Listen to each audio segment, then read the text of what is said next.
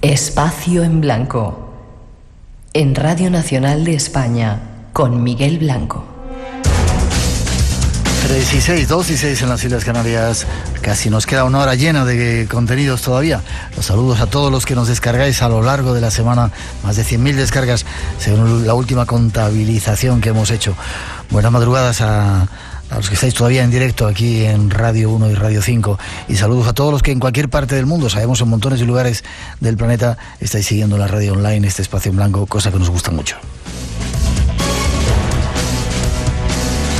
900-137-137 nuestro teléfono por si queréis participar, seguir participando en ese concurso que tenemos. 5 libros esta noche entre toda la gente que quiera hacernos alguna pregunta o simplemente decir que está ahí escuchando. Y ahora, dentro de 2 semanas estamos en Canarias, os invitamos a estar en nuestro programa. Esta es la información.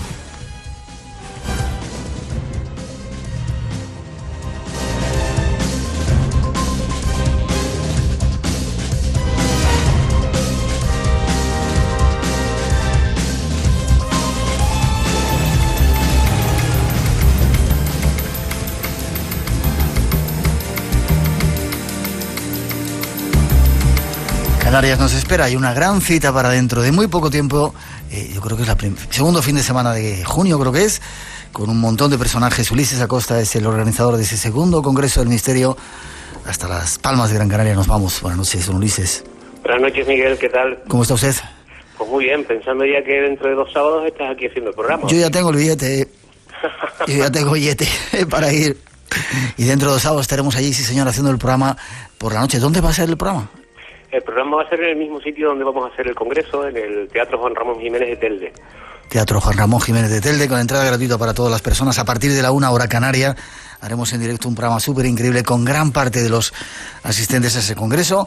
Que me dices 3 o 4 de ellos, Ulises. Estamos casi en las últimas oportunidades, se lo digo a los oyentes, para apuntarse a ese congreso y compartir con nosotros un fin de semana mágico y grandioso, con algunos personajes como, por ejemplo... Como Eric Fratini... que está en boga ahora mismo y está dando muchísimas conferencias. Está todos los días en la tele. Sí, increíble. Sí. Sol Blanco Soler, Ricardo Bru con su hipnosis, sí. Pedro Moroz con su psicofonía. Que van a poner los pelos de punta, ya veréis. Sí, eso esperamos. Vicente Fuentes, que es todo un genio y ya repite del año anterior. No se lo digas, que lo tenemos aquí en el programa y se lo está creyendo mucho ya. Pues un abrazo muy fuerte a él, que él sabe que le aprecio muchísimo. Pues no se lo digas, que no se lo crea. Todo el equipo de Canarios, con José Gregorio González, con Fernando Hernández, Juan Carromero y Luis Javier Velasco, que harán una mesa redonda sobre el misterio de Canarias. Me dieron una lección la otra vez que estuvimos, la cantidad de cosas que saben de los guanches y que quiero que nos cuenten seguramente para el programa cuando estemos allí en directo. Seguro que lo harán. Tú, que estarás también con la mesa redonda y haciendo tu programa de radio, y la incorporación que hemos tenido, que es Alejandro Balaguer. Alejandro Balaguer, aunque es más bien desconocido a nivel nacional, aunque ha estado por Península. Sí, en la Península no lo conocemos mucho, pero en Canarias es todo un personaje que creo que hace juegos de la mente también, ¿no? Sí, él trabaja mucho con la mente, bebió de todas las fuentes británicas, empezó desde muy jovencito. Ajá. Es un hombre joven, pero tiene muchísimas cualidades en el tema de la mente, ¿no? Va a trabajar con el público, con su mente, y va a saber lo que está pensando en algunos casos, ¿no? No os perdáis esa experiencia de, no sé si llamarlo mentalismo, bueno, vamos a llamarlo así, ya veréis los que vayáis al congreso. Y luego hay unas cuantas exposiciones, libros prohibidos, ¿no? Sí, las exposiciones son Libros Malditos. Sí. Y Leyendas y Misterios de Canarias. Ahí está. Fecha 8 y 9 de junio. 8 y 9 de junio, en el teatro que hemos nombrado antes, en Telde, Teatro Juan Ramón Jiménez. En Telde. Empezaremos el sábado a partir de las 10 de la mañana. Vale, ahí es la cita. Si queréis apuntaros, página web, por favor, Ulises. www.congresonacionaldelmisterio.es www.congresonacionaldelmisterio.es. ¿Y algún teléfono de contacto? 64, nunca me acuerdo, Miguel. el mismo teléfono mío, pero como es nuevo, no lo recuerdo. Que lo miren en la página web, ¿no? Sí, en la página web lo tienen, o sea que me pueden llamar cualquier duda, cualquier consulta, me pueden llamar sin problema. Perfecto, pues atentos a nuestros oyentes canarios y la gente de la península, que sabemos que algunos se va a desplazar allí para estar con nosotros. Ahí está la cita, 8 y 9 de junio, segundo Congreso Nacional del Misterio, con un buen grupo de gente guapa. Ulises, gracias, se te quiere, dentro de poquito nos vemos, ya tengo el billete. Ganas de abrazarte tenemos por aquí, Miguel. Fuerte abrazo, nos vemos prontito, hasta pronto. Gracias.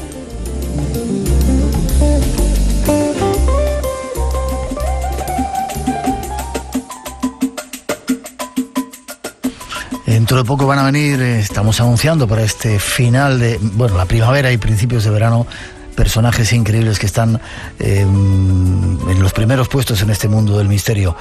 Por primera vez vamos a reunir en un estudio a dos personajes de talla internacional, Raymond Moody y Marilyn Rosner. Escuchar lo que nos decía.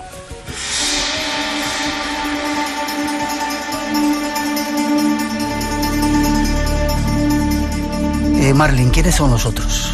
Marilyn, who are the others? Oh, the others are those who live in the spiritual world, because really we are just spirit and we live in a physical body and we have a powerful mind with which we can create. Los otros son realmente los que viven en el mundo del espíritu, porque nosotros somos espíritu, vivimos en un cuerpo físico y tenemos una mente que nos permite crear. And the others are really also part of the self. The others are those who live in the heaven world, but the heaven world is not up, it's not down, it's right around us, it's right here. Los otros realmente son también parte del ser, parte de nosotros, porque viven en el mundo celestial, pero el mundo celestial no está arriba, no está abajo, no está alrededor, está justo aquí en todas partes. O sea que los otros no son esos espíritus desencarnados, son gente más cercana a nosotros, más celestial, digamos. So the others are not those disincarnated beings, they are more close to us, they are like us. They are the spirits are alive and they are very active. When someone dies, they go into the spirit world with their personality, with their character, and they continue to live and evolve in the spirit world. Los otros están vivos, están muy activos y además están ahí. Cuando alguien muere, su espíritu muere con su carácter, con su personalidad, con todo, y siguen ahí. ¿Siguen vivos entonces los otros? So they are alive, they are still alive. Yes, they're alive and they're all among us, of course. Sí, por supuesto, están vivos y están entre nosotros. Explícame un poco más. ¿Cómo son? ¿Qué trabajo hacen? ¿Cómo nos cuidan?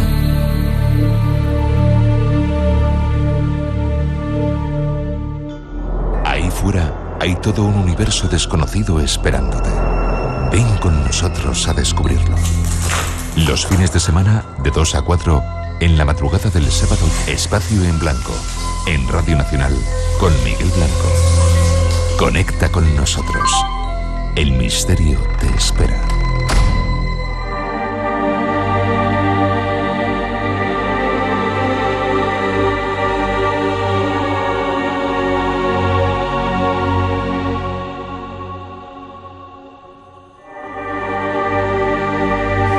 Y 13, 12 y 13 en las Islas Canarias. Seguimos en directo, llega el tiempo de... ¿Te gusta la sintonía? Me encanta. Vicente, yo nunca sé si es Fuente o Fuentes. Fuentes, en plural.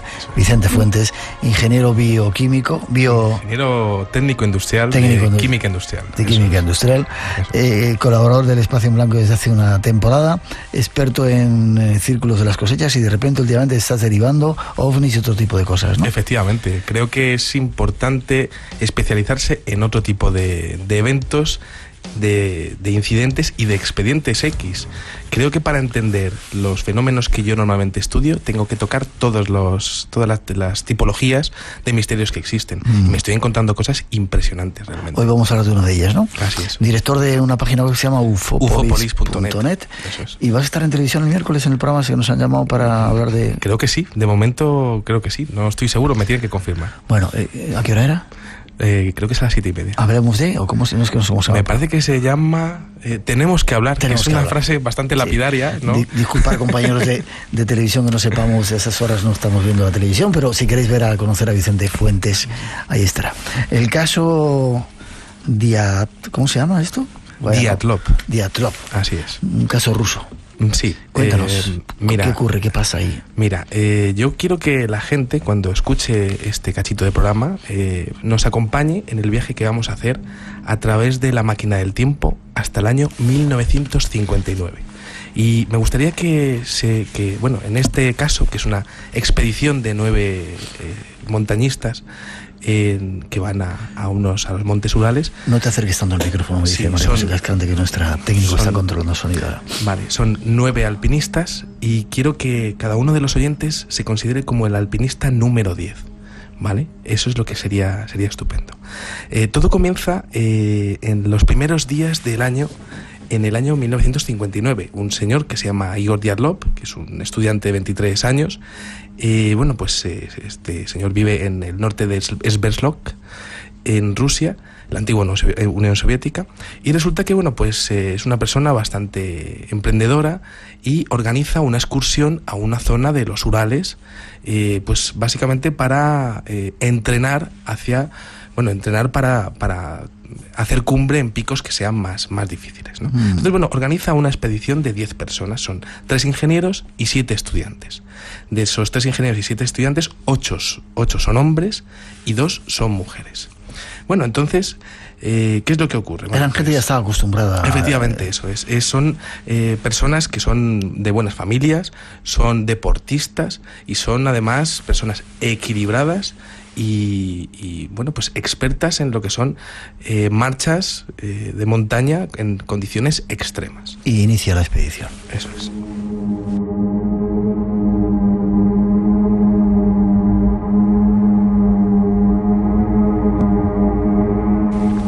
¿Y qué ocurre?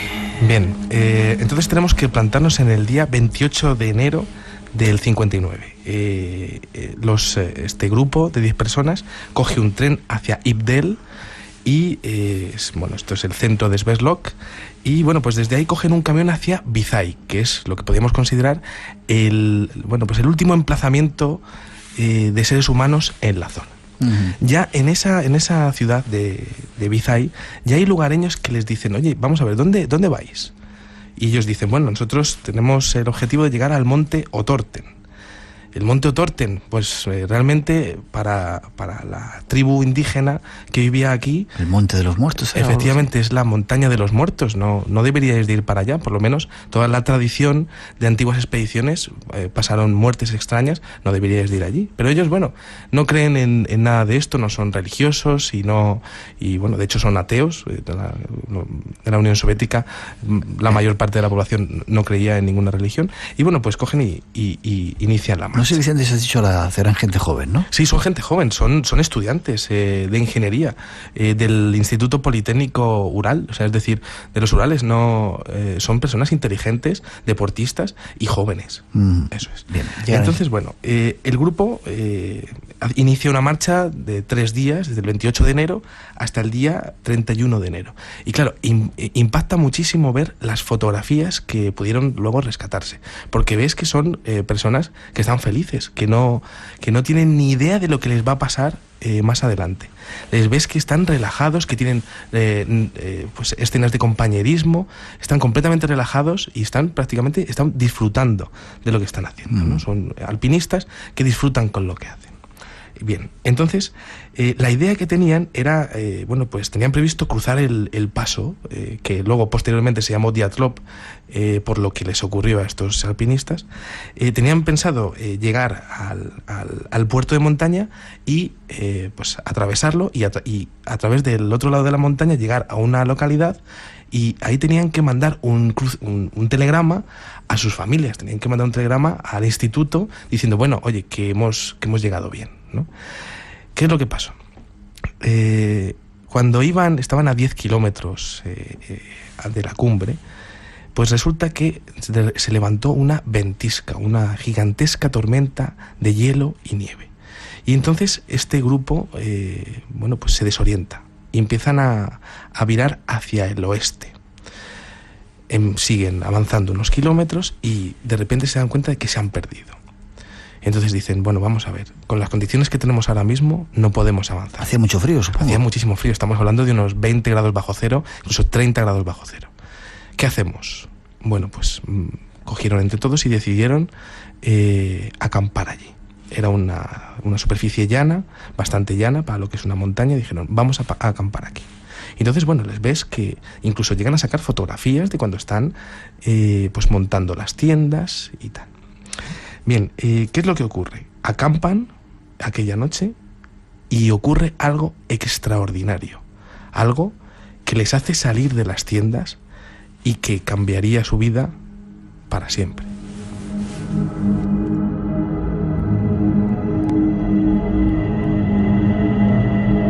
¿Iban los 10 juntos todavía, chicos? Así es. Sí, hay una cosa curiosa, porque es que resulta que uno de los chicos, uno de los alpinistas, que se llama Yuri Yudin, antes de iniciar la marcha se siente mal y entonces abandona el grupo. Eso a la postre sirvió para, bueno, pues realmente salvó su vida y no estaba entre los alpinistas fallecidos. El grupo pasó de 10 personas a 9 personas. Yuri Yudin luego es curioso porque él siempre decía que se sentía culpable por haberse salvado, una cosa bastante común en las personas que son supervivientes por casualidades de este tipo de incidentes o eventos, y siempre hablaba de que si él tuviese la oportunidad de hablar con Dios, imaginémonos, ¿no?, de hablar con Dios y hacerle una sola pregunta en toda su vida, él siempre decía que le preguntaría qué les ocurrió a sus amigos en aquella montaña. Bien, tenemos que imaginarnos que, bueno, pues algo les ocurre a esos chicos. Están acampados. Están acampados. Luego los análisis forenses dijeron que, bueno, pues... No adelantes, ¿no? Sí, análisis forenses. Sí, son análisis forenses, tenemos que decirlo, ¿no? Pero dijeron que el evento debió ocurrir alrededor de 3-4 horas después de la última comida. La última comida del día para los rusos en aquella época eran las 6, las 7 de la tarde. Es decir, a las 9:30 de la noche, entre las 9:30 y las 11:30 de la noche de aquel 31 de enero del año 59, ocurrió algo en esa parte de los Urales que hizo que aquellos chicos que estaban en sus 3 tiendas de campaña de repente tuviesen que rasgar las tiendas desde dentro para salir a 30 grados bajo cero. Esto es interesantísimo porque ni siquiera tuvieron tiempo de coger las cuerdas de la puerta, de lo que sería la entrada, y salir por ahí. No, algo les debió de pasar para tener la necesidad de salir por el lado lateral de la tienda y rasgar la tienda desde dentro. Salieron descalzos, uno de los detalles más interesantes es que salieron descalzos y algunos de ellos ni siquiera tenían abrigo. Es como si estuviésemos hablando de una sensación dentro de esas tiendas de podríamos llamar casi como de un incendio, ¿no? Como si se estuviesen quemando por dentro y tuviesen la necesidad de salir, ¿no? Lo que pasa es que es curioso, Miguel, porque cuando llegaron la expedición... Espera un poquito, tenemos que dar alguna información, espera. Bien.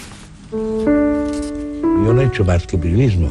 Yo he tratado de poner adjetivos detrás de los sustantivos y es la única cosa que he hecho en mi vida. El catalán tiene una evolución y quien inventa un modelo de prosa, que es el modelo gracias al cual podemos escribir hoy, es Pla. Esta semana en Documentos, Josep Pla, el payés cosmopolita. Durante la guerra civil y la posguerra inmediata, claudica. Dice que Cataluña no existe y por esta razón no le dieron el premio de honor de las letras catalanas. Documentos, Radio Nacional de España. Los sábados a las 3 de la tarde en Radio Nacional. Me dieron carrera.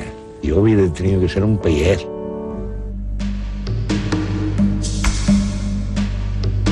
Enigmas. Misterios. Imaginación. Espacio en blanco. En Radio Nacional. 3:24, 2:24 en las Islas Canarias. Seguimos en directo en este espacio en blanco. 900-137-137 nuestro teléfono, por si queréis todavía seguir llamándonos. Estamos contando el caso de Diatlov en Rusia.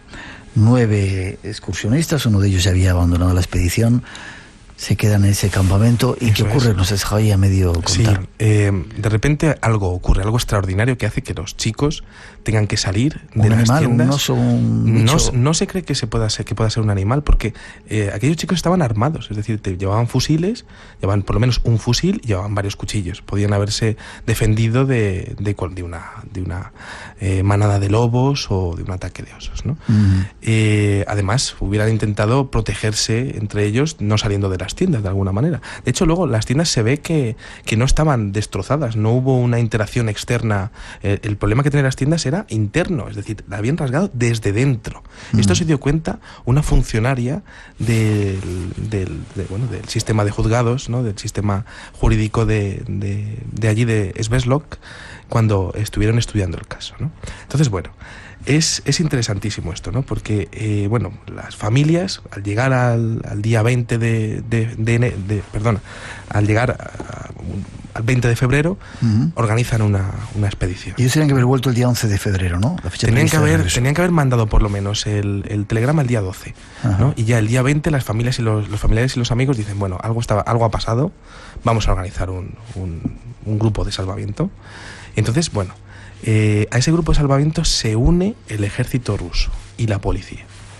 Un avión sobrevuela la zona, están durante 6 días buscándoles y bueno, pues encuentran un avión, sobrevuela y encuentran los restos, llegan allí y se dan cuenta que no existen pisadas externas, es decir, lo que les ha pasado a esos chicos les ha pasado sin injerencia humana, ¿vale? Las primeras huellas que ven son las suyas, las del grupo de expedición, ¿no? No podría ser que se hubieran borrado con las tormentas, con la nieve. Podría ser, pero tendría que haber habido, después del deshielo, debería haber habido algún tipo de marca y no lo había. Entonces es interesante porque eso desechaba un posible ataque de los Mansi, ¿no?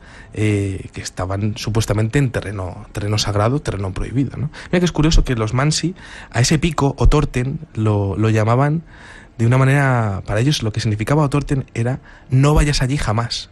Una cosa bastante curiosa, ¿no? Entonces, bueno, lo primero que llegan allí, que se fijan, es, aparte del detalle de la tienda, que hay un montón de pisadas por fuera, como si hubiesen estado desorientados al principio, y ven una línea de huellas que va hacia una arboleda que está a 1,5 kilómetros de allí. Entonces empiezan a seguir esa línea de huellas y se encuentran los 2 primeros cadáveres.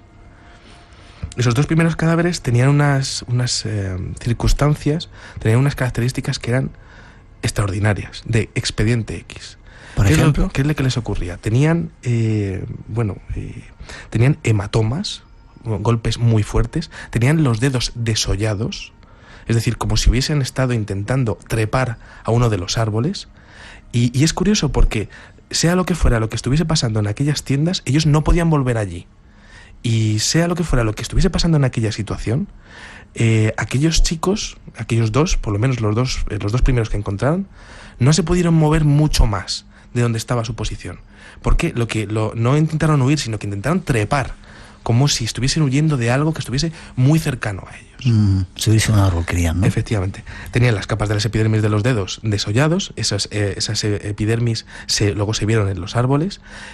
Un detalle curioso es que en uno de los... Bueno, estaban descalzos, y en uno de los pantalones de uno de esos 2 primeros alpinistas que encontraron había lágrimas, es decir, habían llorado por algo que había ocurrido. Eso es interesante, ¿no? Imaginémonos la escena, suponemos que todo el grupo va hacia allá, de hecho se encuentran en una pequeña fogata, porque claro, están a 30 grados bajo cero, no pueden volver a las tiendas y se están muriendo de frío, esos chicos. Entonces, para intentar sobrevivir, primero hacen una fogata y algo pasa, en ese algo, lo que ocurre ahí es que esos 2 chicos se ponen a trepar a ese árbol y los otros 7 se disgregan en 2 grupos. Se separan en 3 grupos diferentes. Eso es, 3 grupos diferentes.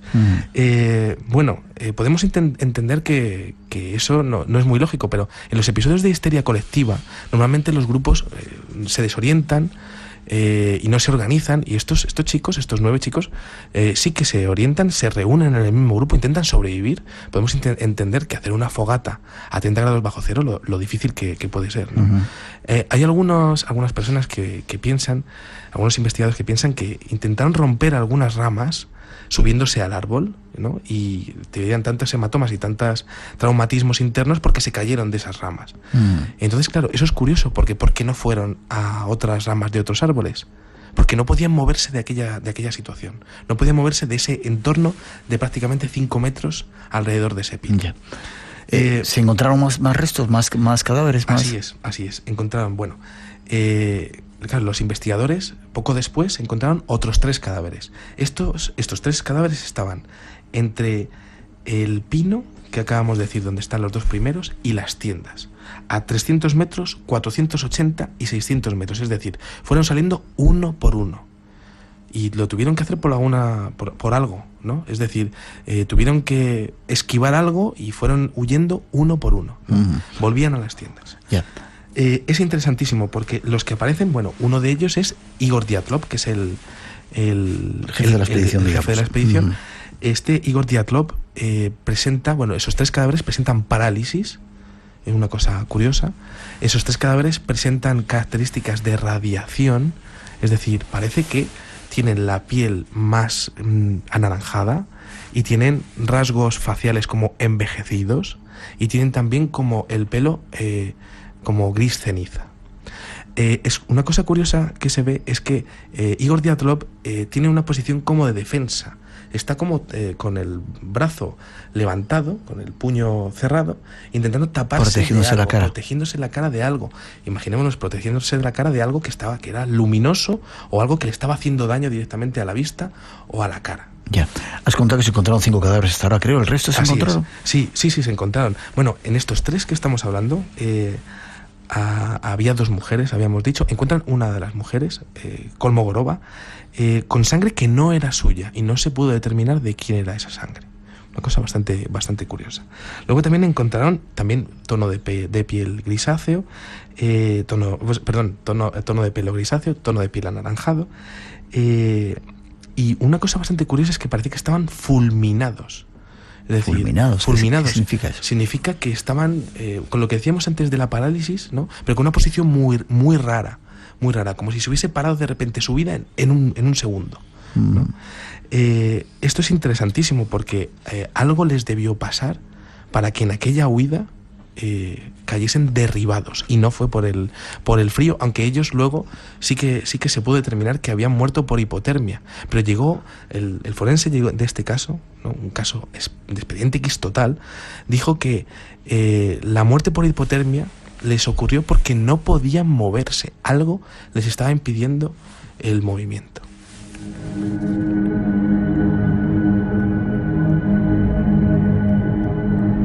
Vicente, ¿cómo se encontraron los cadáveres? ¿Había algún signo identificativo, nada, algo extraño? Absolutamente nada. Eran cadáveres que estaban ahí, estaban congelados, eso sí, ¿no?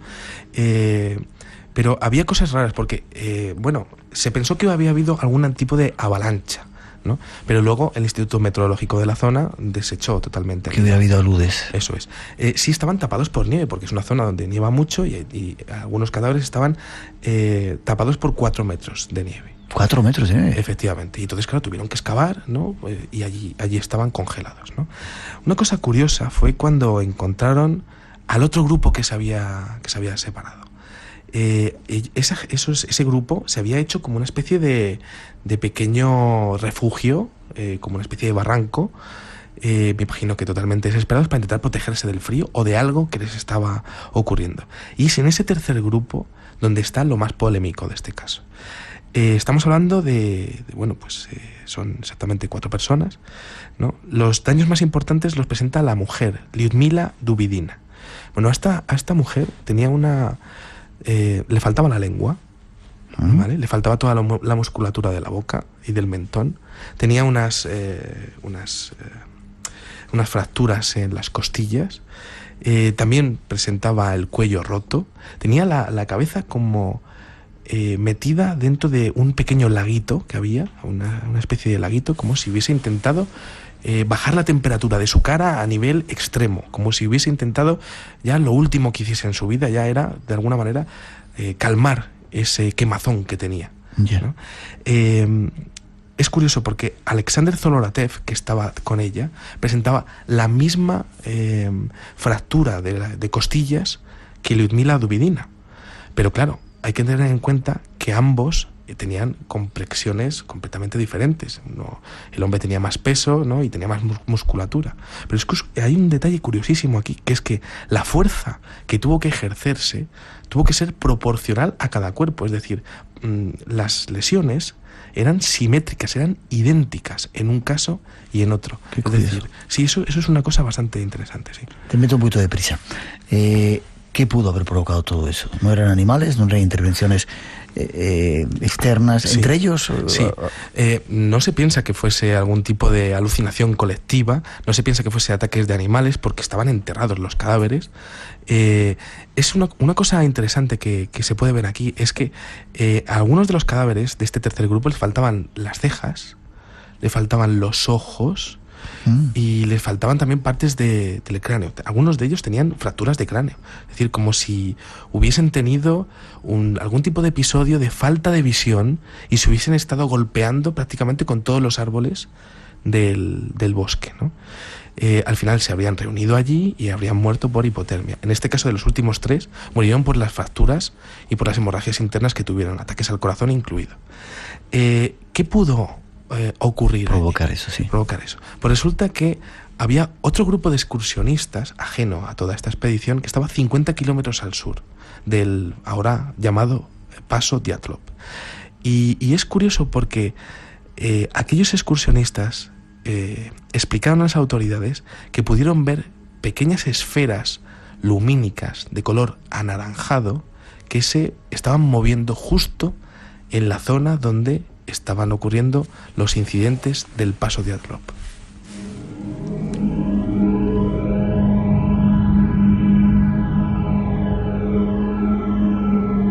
Extrañas esferas, Vicente, como esas que se ven en los círculos, como esas que nos has contado algunas veces. Así es. No puedo decir que la casuística sea idéntica, ¿no? Pero el testimonio de los testigos es así.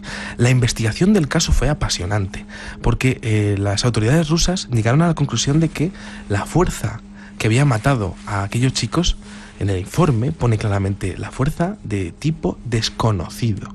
Intentaron tapar todo esto, exponiendo que había podido haber algún tipo de accidente nuclear en una central cercana, ¿no? Como una especie de spray paralizante. Pero eso no se podía explicar la falta de órganos en aquellos chicos. Otra cosa interesante es que uno de los militares que estuvo en la expedición recopiló mucha información, y cuando cayó el muro de Berlín y ya se vio un poco más liberado de responsabilidades y ya estando jubilado, este hombre expuso parte de los archivos que había tenido acceso y expuso una teoría que era crítica, era tremenda. Cuéntanoslo rápido, que nos vamos. Pues él opinaba que había ocurrido algún tipo de incidente ovni, algún tipo de UFO crash o algún tipo de ataque ovni que no fue controlado por los militares y que se llevó por delante a estos chicos que estaban en el momento equivocado, en el lugar equivocado.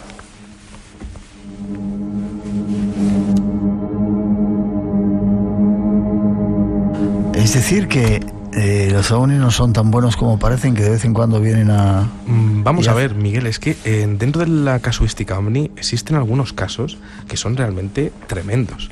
Existe una parte muy positiva y muy fascinante del fenómeno, pero es de ley también explicar que existen algunos casos, como por ejemplo el de João Prestes en el año 1946 en Brasil, que presenta también este tipo de casuísticas, de ataques de esas supuestas esferas a estos testigos. A día de hoy, quizás sea uno de los expedientes X más interesantes de estudiar de la historia, y sería justicia que algún día se supiese la verdad, pues para que la memoria de estos 9 chicos descansase en paz. Ya, pues supongo que lo que tuvieron que vivir sería tremendo por esa sensación, ¿no?, de romper desde dentro las tiendas, de esas, tratar de subirse a un árbol. ¿Algún tipo de radiación crees tú que era? Sin ningún tipo de duda, los cadáveres presentaban radiación. Aunque yo siempre, cuando evalúo este tema, siempre me hago 2 preguntas. Una, si tuviésemos una cámara de vídeo, si hubiese ocurrido a día de hoy, quizá esto se hubiese grabado en vídeo y lo que encontraríamos sería prácticamente como una filmación del proyecto de la Bruja de Blair, prácticamente, ¿no? Ajá. Y también otra pregunta. Si hubiese pasado a día de hoy esto, con la cantidad de redes sociales que hay, la investigación habría sido muy diferente. Esto no tengo ninguna duda, porque la gente habría demandado esta información.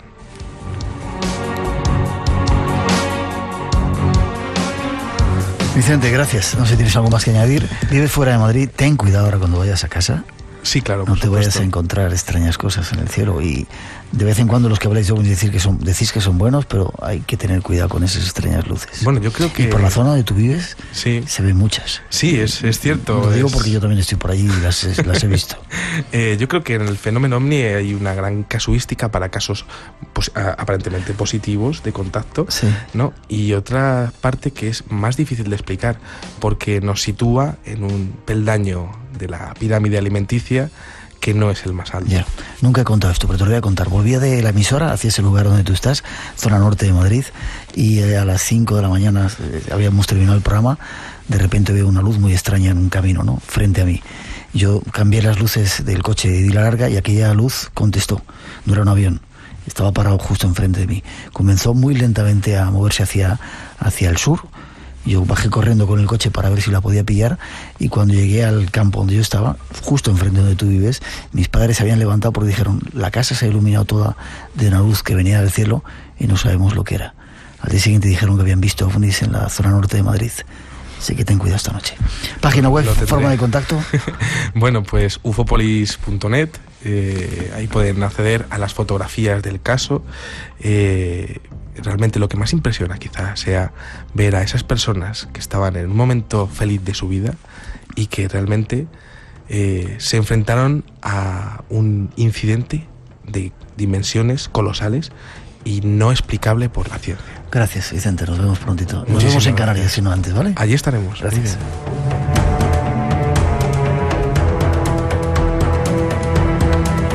3:41, 2:41 en las Islas Canarias. Seguimos adelante, tenemos todavía a uno de nuestros músicos de cabecera, Eduardo Tarilonte, que nos va a contar algunas cosas de la música. Y ahora llegan las noticias de David Martín, que estamos celebrando su cumpleaños. Felicidades, que haya muchos más cumpleaños y sigas haciendo cosas de radio con esa pasión que tienes.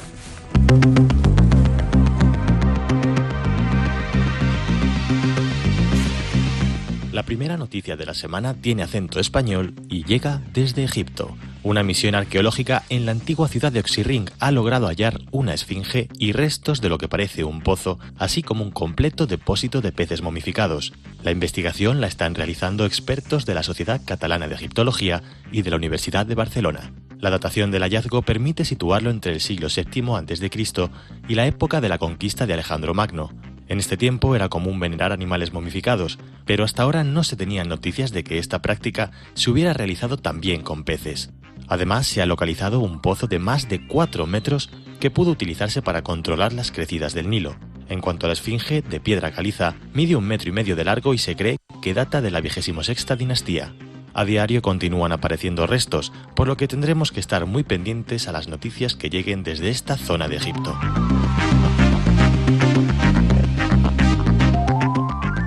Y miramos a las estrellas porque hace pocos días nos sorprendía la noticia del hallazgo del planeta Einstein.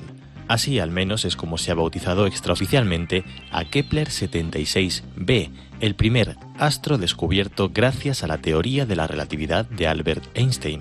Astrónomos de la Universidad de Tel Aviv y del Centro Harvard-Smithsonian de Astrofísica han anunciado que el descubrimiento ha sido posible gracias a la observación de 3 minúsculos efectos, predichos por la mencionada teoría, que se producen mientras un planeta orbita alrededor de una estrella. El planeta Einstein está situado en la constelación del Cisne, a unos 2000 años luz de la Tierra, y tiene una masa 2 veces la de Júpiter. Además, gracias a las imágenes captadas por Kepler en su observación de más de 150.000 estrellas, es de prever que en las próximas fechas tengamos noticias de más descubrimientos sorprendentes.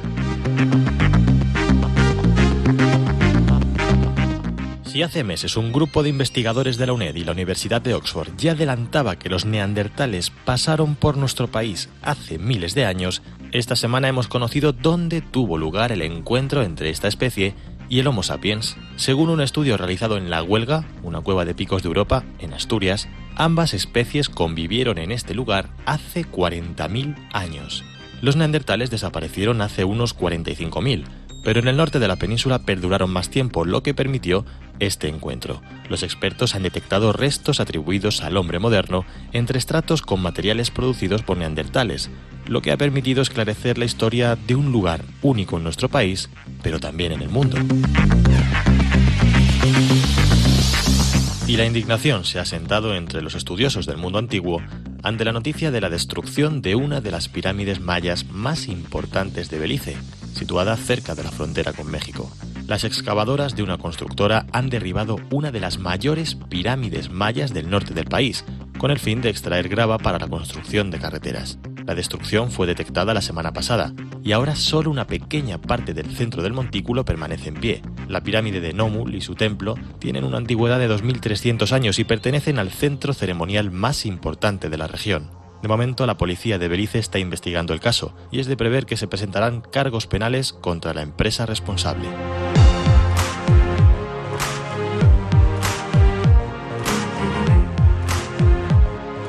Es todo por el momento, pero en 7 noches volveremos con más noticias sorprendentes. De nuevo, en Espacio en Blanco.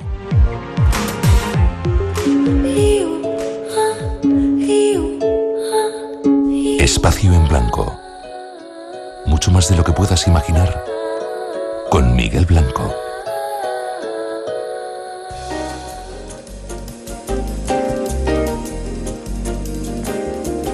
Y tras las noticias seguimos con más argumentos. Muchos nos preguntáis de quién es la música o qué música ponemos en el programa. Queremos presentaros a uno de nuestros músicos de cabecera favoritos. Escuchad.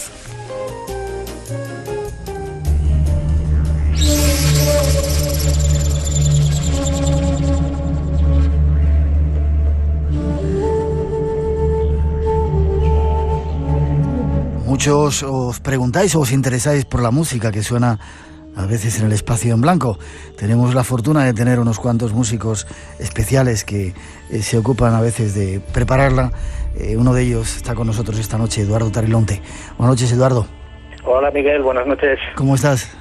Muy bien, encantado de hablar contigo, de estar otra vez en Espacio en Blanco. Es un placer enorme. Igual te digo ya a ti. Digo que eres uno de nuestros músicos porque si luego hay otros por ahí que se nos enfadan si digo que eres nuestro músico principal. Claro. Eduardo, tú has estado con Celtas Cortos y tuviste una larga temporada con Celtas Cortos y luego con Cifu. ¿Echas de menos las giras? ¿Perdón? ¿Echas de menos las giras y esos follones que debes ser? Sinceramente no, porque yo siempre, vamos, desde que empecé en la música, mi pasión había sido componer. Entonces, bueno, empecé tocando en los grupos porque realmente era lo más fácil en aquel momento, porque bueno, para componer hay que estar bastante tiempo, bueno, no es tan fácil, ¿no? Entonces era una buena elección, mejor tocar en un grupo de música que hacer otro tipo de trabajo que no estuviera relacionado con la música, ¿no? Un grupo de música mítico, ¿eh? Sí, la verdad es que sí, ahí estuve delante en la misma ciudad y la verdad es que fue una época muy buena, vamos, imborrable. Lo que pasa es que, bueno, al final, con el tiempo, pues pude dedicarme solamente a componer y eso... Es lo que a eso me ahora, dedico, ¿no? Que es mi pasión. Me encanta estar en el estudio, mucho más que salir, en fin. Qué bien, qué bien. Tú eres el responsable de alguna de las músicas que ponemos en el programa. Déjame que se lo recuerde a nuestros oyentes.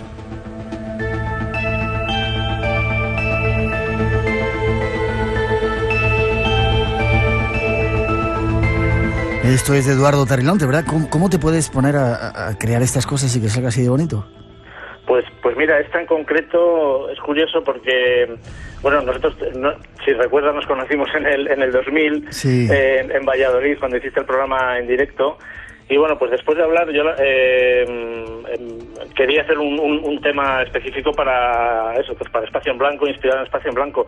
Y este tema en concreto, pues surgió poco después. Lo que pasa es que, bueno, se quedó ahí y hasta hace unos años que lo volví a retomar otra vez, ya con mejores sonidos y bueno, volvió otra vez a la vida, ¿no? Este sí que es un tema con todo el cariño y especial para Espacio en Blanco. Pues ya sabes que cada semana suena en el programa. Sí, entre la primera y la segunda hora. Sí, señor, sí, señor. Ya nos gustaría que nos hicieras más música, pero nos parece abusar de ti. Bueno, yo encantado, no tienes más que pedirlo, ya sabes. Vale, pues ya te seguiremos pidiendo. Lo curioso es que ahora estás editando un nuevo disco, tú te dedicas a hacer bandas sonoras para películas, ¿verdad? Sí, bueno, en principio más para documentales y, bueno, ahora me dedico, como te comentaba antes, un poco a la creación de software musical, pero sí, sigo haciendo bandas sonoras, sobre todo de estilo orquestal, New Age. Algo así como esto que suena.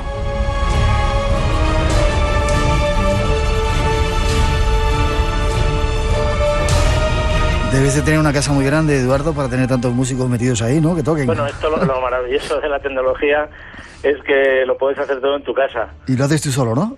Sí, de hecho este disco, bueno, a mí como me encanta la tecnología musical y para mí siempre es un reto hacer las cosas solamente con tecnología musical, pero no por nada, simplemente porque a la hora de componer puedes estar encerrado en ti mismo, no necesitas nada externo, sino que todo sale de ti, digamos que lo tienes inmediatamente, tienes todas las paletas de sonidos y bueno, es comodísimo para componer. Luego también está el reto de que suene bien, claro, o sea, que suene todo real, la orquesta real y así es como está hecho este disco. Suena muy real Orígenes, ese último disco que decías que tenía mucho de Espacio en Blanco también. Muchísimo, porque yo la verdad es que tengo en mi corazón y bueno, escucho Espacio en Blanco todos los fines de semana, sino en el podcast en directo y Y bueno, pues la verdad es que él llevaba mucho tiempo sin sacar un disco, porque bueno, siempre trabajas en cargo y al final tienes mucha música, pero a mí los discos los concibo un poco como los libros, ¿no? Me gusta que estén por capítulos, es decir, no me gusta que sean una serie de temas que luego van juntos desjuntas sin tener ninguna conexión en un disco. Entonces sí que me apetecía hacer algo que tuviera conexión. En este caso son 7 temas. Y pues eso se titula, como bien has dicho, Orígenes, y bueno, está basado un poco en la teoría que dicen que de los antiguos astronautas, ¿no? Que estuvieron aquí los vida dioses. inteligente visitó el planeta en tiempos ancestrales. Ese es un poco el nexo del disco. Y bueno, pues muy inspirado en Espacio en Blanco, en todas las entrevistas que he escuchado, en tus viajes, sí. Esa ha sido una gran fuente de inspiración para hacer el disco. Sabes que tú has sido el primero al que se lo han mandado en cuanto ha salido. Qué honor, Eduardo. Déjame que escuchemos un poquito, ¿vale? Muy bien.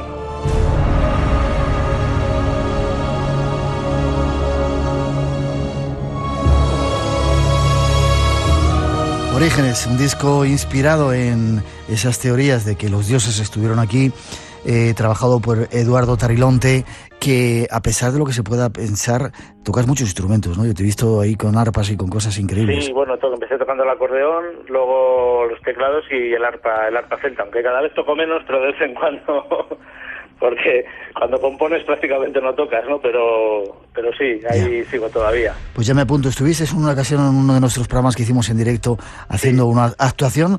Yo me apunto a que algún día cojas el arpa, cualquier otro instrumento y podamos compartir, o si no, irme a tu casa y beberme de esos orígenes y de esas músicas que haces. Eso cuando quieras, ya lo sabes, Miguel. Eduardo, enhorabuena, saludos a la familia. Forma de contacto y cómo conseguir este disco para nuestros oyentes que nos pedían pues, música. Está en iTunes y simplemente poniendo Orígenes Eduardo Tarilonte aparece en iTunes. También en la página web eduardotarilonte.com podéis verlo allí también. eduardotarilonte.com. Y toda esa gente que nos escucha, artistas y gente que está haciendo cine, etcétera, etcétera, ahí tenéis otro músico para hacer bandas sonoras. Eduardo, enhorabuena, gracias por esos orígenes, que haya mucho recorrido, mucho camino y lleguemos a la meta tarde o temprano. Muy bien, muchas gracias, Miguel. Que lo hagamos juntos. Fuerte abrazo. Un abrazo muy grande. Hasta pronto. Adiós. Esa era la música de uno de nuestros músicos de cabecera. Queremos haceros una invitación, casi la última, invitaros a cenar.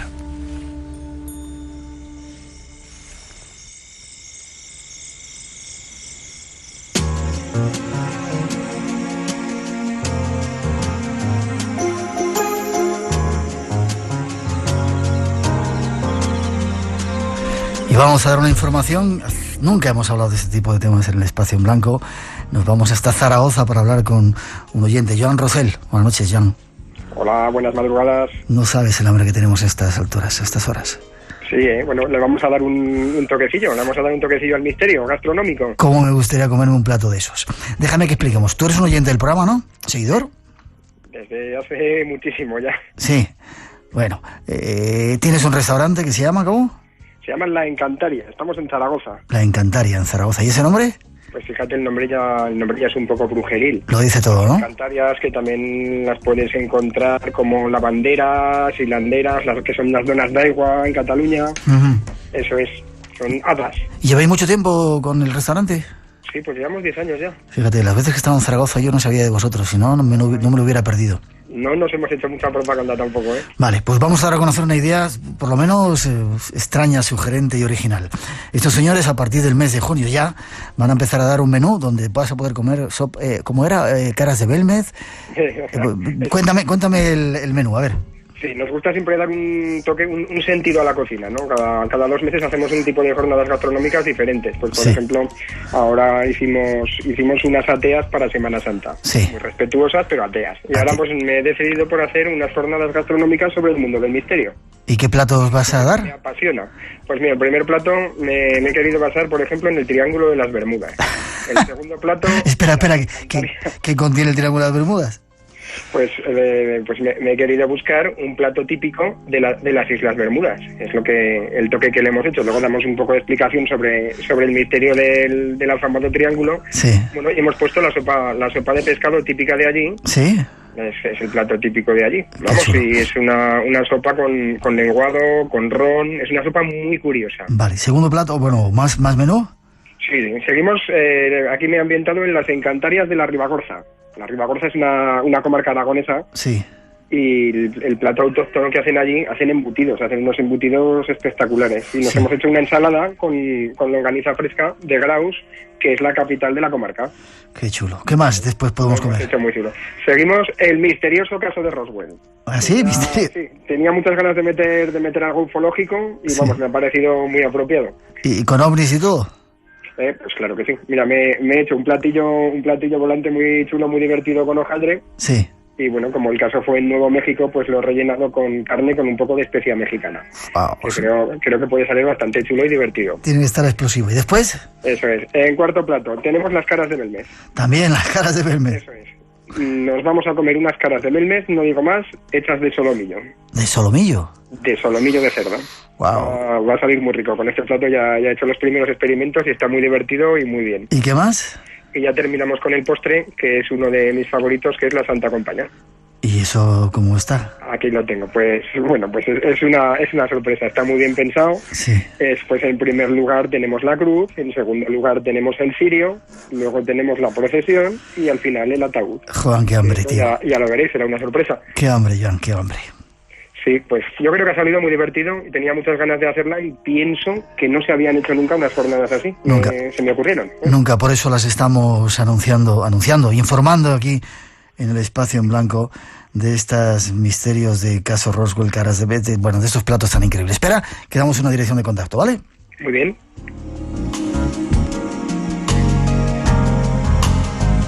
Restaurante, ¿no nos puedes mandar aquí un poquito ahora para estas horas, comer un poquito, yo que sé, unas caras de Belmez, una Santa Compañía? Sí, es que tiene un poco de preparación, a lo mejor para mañana. Vale, te dejamos que lo prepares. Para el mes, durante todo el mes de junio, Joan, ¿hacéis esto? Sí, lo hacemos de todo el mes. Di la dirección o página web o lo que quieras para que la gente de Zaragoza o aledaños que vaya de viaje por esa zona se vaya a meterse un menú de estos misteriosos. Pues en la página web podéis contactar fácilmente en laencantaria.com directamente. Sí, laencantaria.com. ¿Y para la gente de Zaragoza o que conozca los lugares, dónde estáis? Eso, pues en la calle Sevilla, que está casualmente muy cerquita de la Casa del Duende. No me digas. Pero sí, pero muy cerquita. Estamos aquí al ladito, en la calle Sevilla número 7. Número 7. Joan, ha sido un placer. Primero por ser oyente te ha sido desde tanto tiempo.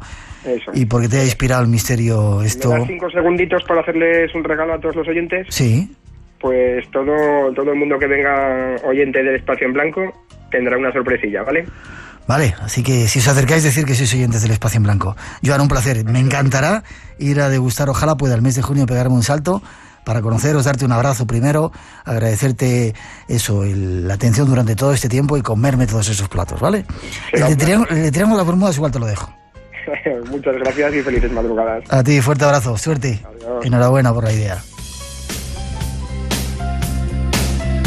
Ahí está la invitación a esa extraña cena que nos decía nuestro amigo. Teníamos un concurso, estos son los 5 ganadores: Aurora Pérez de Navarra, Manuel Gómez de Tarragona, Jorge López de Huelva, nos escribía un email, Paco García del Facebook y Maya Sáez de Ibiza. Ponernos en contacto con nosotros para daros ese premio que estáis esperando. Nos vemos en 7 días, gracias por la escucha. La radio sigue aquí en Radio Nacional y no os perdáis el próximo programa. Invitados únicos y especiales están esperando. Cuidaros, ha sido un placer estar juntos.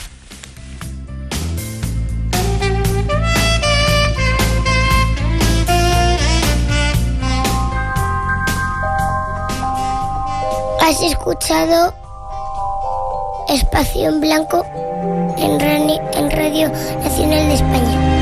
Hasta la semana que viene. Feliz semana.